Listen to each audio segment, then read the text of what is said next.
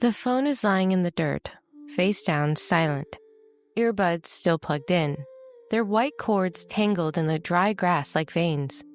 It's the kind of detail that feels insignificant at first. Just another drop phone on a running trail. Until you realize, no one drops a phone like that on purpose. Not with earbuds still attached. Not in the middle of nowhere. It's November in Redding, Northern California. The kind of place where everyone knows the trails. Where joggers wave to each other in passing. Where mothers push strollers in the afternoon sun without a second thought. The afternoon had been quiet. Suburban. Familiar. A woman. A wife. A mother of 2 small children. Went for a jog on a route she's taken many times before. But she never came home. By nightfall, flashlights cut through the brush like desperate fingers searching in the dark. Helicopters circle overhead, their searchlights sweeping across rural roads and empty fields. Search teams move with the kind of urgencies that come from a collective unspoken understanding. This isn't just someone running late. This isn't a miscommunication. This is a disappearance. Her name, Sherri Papini. She's 34 years old. Blonde, petite, a stay-at-home mother who posts pictures of her children on social media and attends school events. In the photos that would soon flood the news, she's smiling, sun-kissed, living what appears to be a normal suburban life. But for the next 22 days, and then for several years after that, her story would do something extraordinary. It would terrify a community. It would divide a nation. And ultimately, it would force all of us to ask an uncomfortable question. What if the danger wasn't outside at all? Welcome to GBR Life Transmissions. I'm Caitlin, and you're listening to GBR Life of Crimes, where we explore not just what happened in crimes committed by women, but why they happened, and the psychology behind them. Today's case isn't about a single moment of violence. It isn't about rage or revenge or a crime of passion. This is a story about identity, about attention, about what happens when a person builds their entire sense of self around being seen, and what they're willing to do when they feel themselves disappearing. So settle in, because the story of Sherri Papini is going to challenge everything you think you know about victims, liars, and the very thin line between the two. Sherri Papini was born in 1982 in Shasta County, Northern California, an area more known for its natural beauty than its crime statistics. She grew up in what most people would call a middle-class environment. Stable home, 2 parents, the kind of childhood that on paper doesn't scream, there's going to be a future headline here. There are no reports of extreme abuse, no early arrests, no glaring red flags that would make you think, yes, this child is destined for a federal fraud case, decades from now. But here's the thing about psychology. It doesn't always announce itself loudly. Sometimes it whispers. People who knew Sherri as a child described her as emotional, dramatic, the kind of child who felt things intensely, who took perceived slights personally, who seemed to carry the weight of interactions longer than her peers. She wasn't invisible, but she wasn't quite grounded either. There were patterns even then, sudden, intense conflicts with peers that would suddenly flare up out of nowhere. Stories that would shift slightly depending on who was listening. Small inconsistencies that didn't raise alarm bells, but left people vaguely uncertain. A tendency to frame herself as misunderstood, wronged, or singled out unfairly. None of this was criminal, but it mattered. Let's pause here for a moment and talk about how children learn to understand themselves, because it's important to her story. For most children, identity develops through consistent, predictable interactions with caregivers. When a child feels seen, heard, and valued simply for existing, not for performing, their sense of self becomes internal. It becomes stable, independent, and mostly independent of external validation. But when attention is inconsistent, when love feels conditional and unpredictable, the child's nervous system begins to take a different association. It learns that connection comes from not simply being, but from doing, or more specifically, from something happening to them. Think about it this way. If a child only receives focused attention when they're hurt, sick, or in crisis, what does the brain learn? It learns that crisis creates closeness, that distress equals care, that pain is a language that gets people to listen. That doesn't mean the child is manipulative. Not yet. It means their nervous system is doing what all nervous systems do, adapting to survive emotionally in their specific environment. And that adaptation doesn't disappear when childhood ends. It matures. It evolves. It becomes part of the architecture of who they are, which is why, by the time Sherri reached adolescence, the pattern had solidified. That was her upbringing, and she became known, at least among those who paid attention, for telling stories. Not outright lies, not necessarily, but exaggerations, embellishments, narratives that placed her at the emotional center of every situation. Claims of being threatened, claims of being targeted, claims that made adults worry or peers gossip. It was attention refocus back on her. And then there was one particular incident reported from high school. Sherri claimed that she was being followed, that someone was threatening her. The school took it seriously. Parents were notified. There was concern. Investigation heightened awareness. But the threat never materialized. No evidence was found. And quietly, without fanfare, the concern faded. Nothing criminal happened, and there was no real requirement of intervention or alarm bells that were raised loud enough for anyone to actually act. But it was noticed. It was there. Now, in adolescence is when identity is supposed to solidify. So this is when we figure out our values, our boundaries, our sense of self that exists independently of others' perceptions. But for Sherri, identity didn't solidify. It adapted. She learned which version of herself earned the most concern. She learned which version made people lean in and which version made people stay. And psychologically, this is where victimhood can begin to feel less like circumstance and more like a role, a performance, not necessarily conscious, at least not yet. But it is very instinctive. And when we mention victimhood, we have to take a moment and understand that too.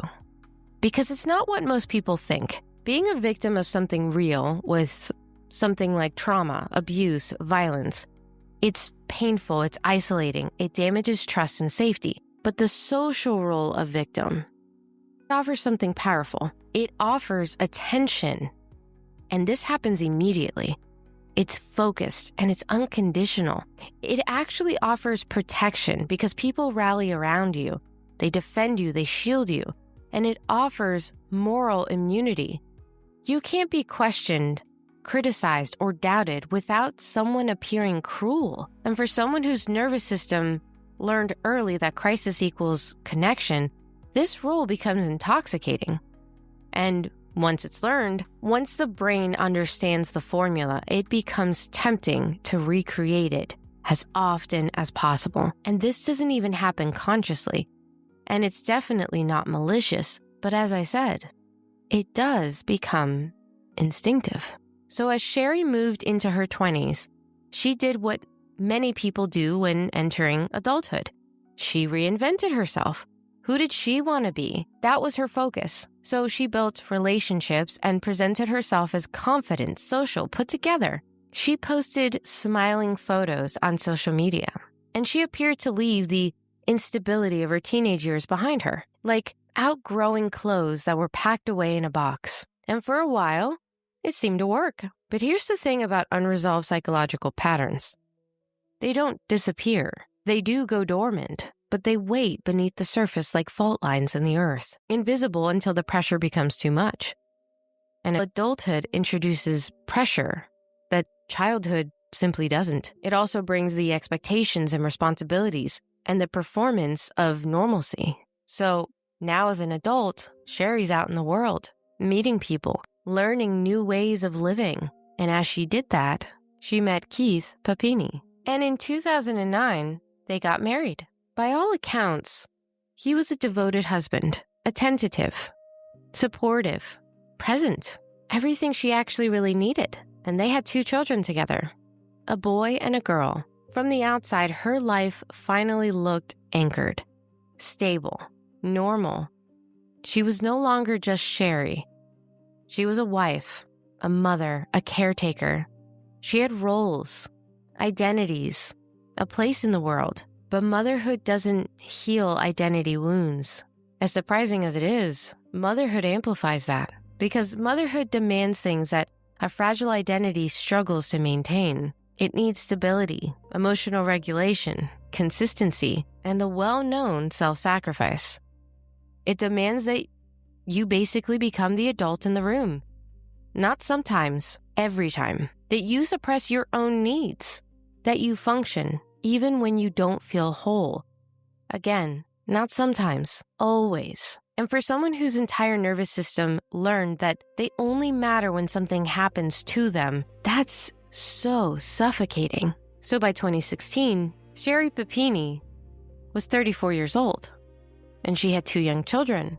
She was a stay-at-home mom in a town where she had lived most of her life, and somewhere inside, beneath the facade of normalcy, something was finally fracturing, because the life she was living didn't make her feel real. It only made her feel invisible.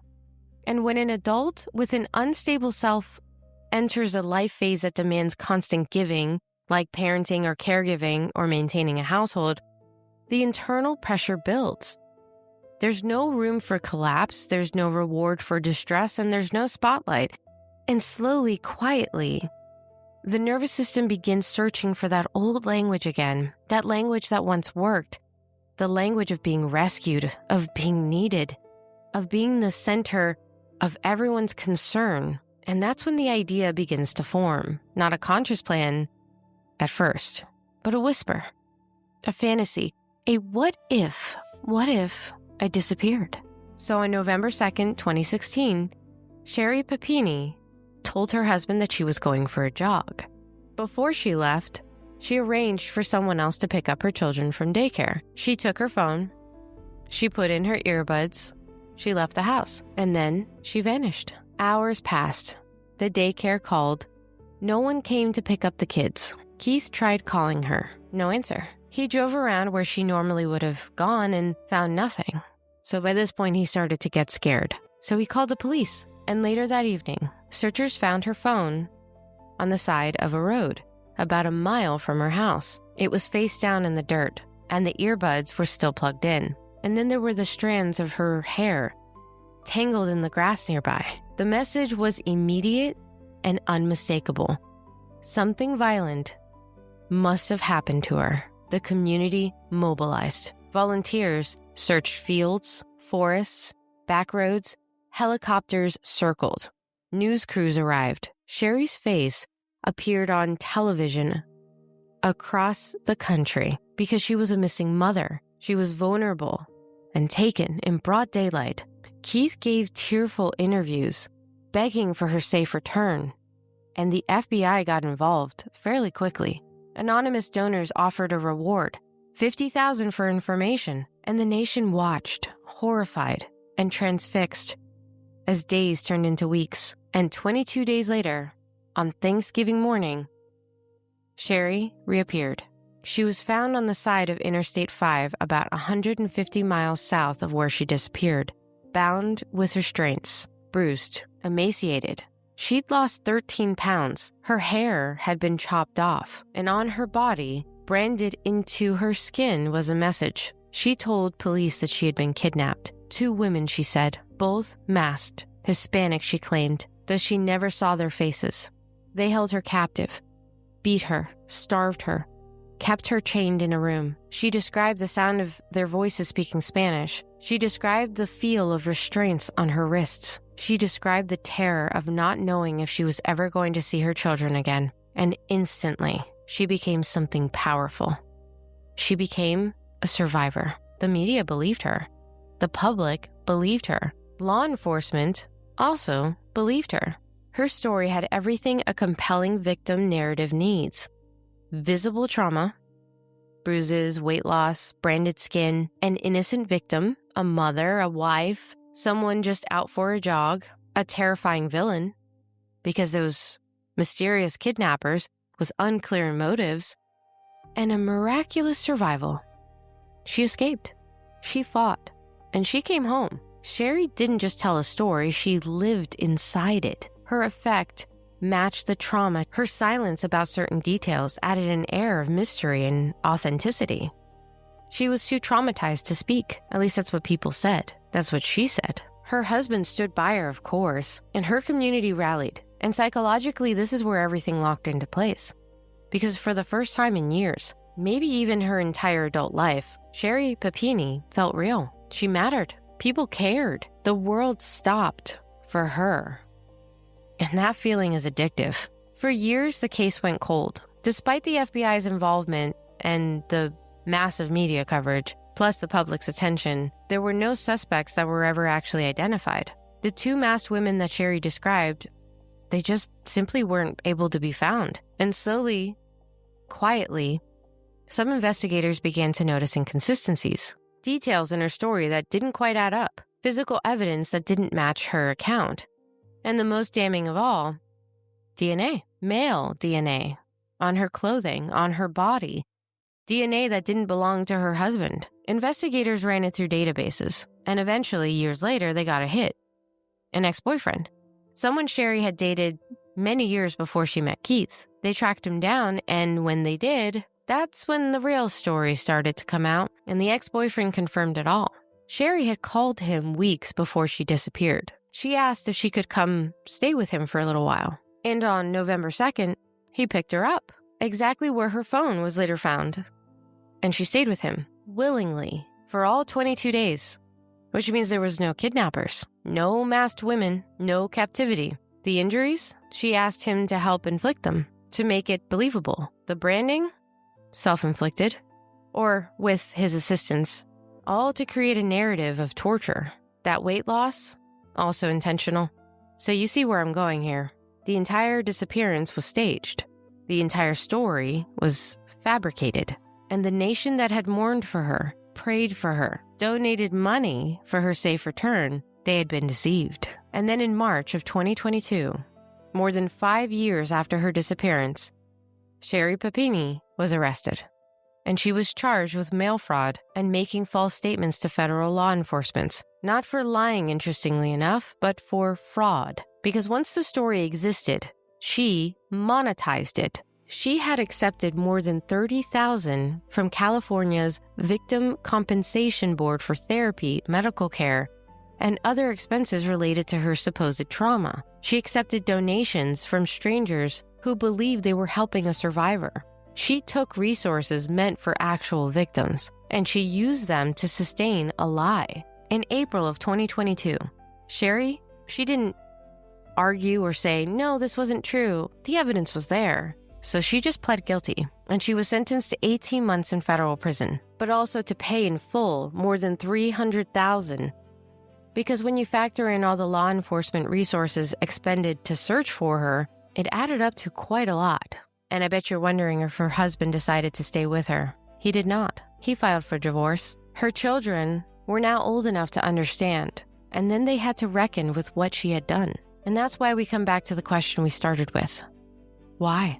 This wasn't about money, at least not primarily. $30,000 wasn't enough to justify this level of deception and risk. And this wasn't about escaping her marriage because she could have left. She could have simply filed for divorce and started over. This was clearly about identity. Sherri didn't want to escape her life. She just wanted to be someone else inside it. Someone important. Someone fragile and precious.